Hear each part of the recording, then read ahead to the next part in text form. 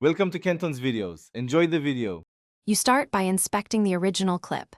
Note resolution, frame rate, and important framing points. Once done, make a quick backup copy so you can revert if needed. Now open your editor and create a new sequence using a portrait canvas like 9, 16, or 1080 x 1920. This forces the project to render tall video. You do this to preserve vertical composition and avoid automatic cropping that would lose key subject matter. You place the clip into the portrait timeline and immediately assess composition. Scale and reposition so the subject sits within the vertical safe area.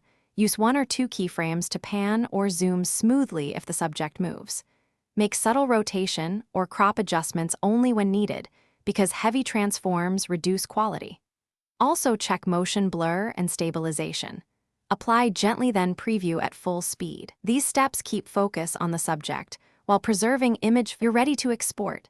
Choose the portrait resolution and match the original frame rate. Pick a bitrate suitable for your platform to avoid blockiness.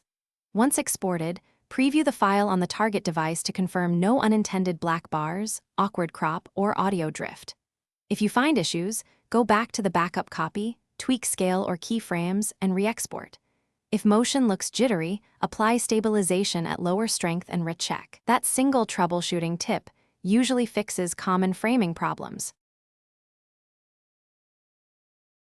Thanks for watching. Consider subscribing if we helped you.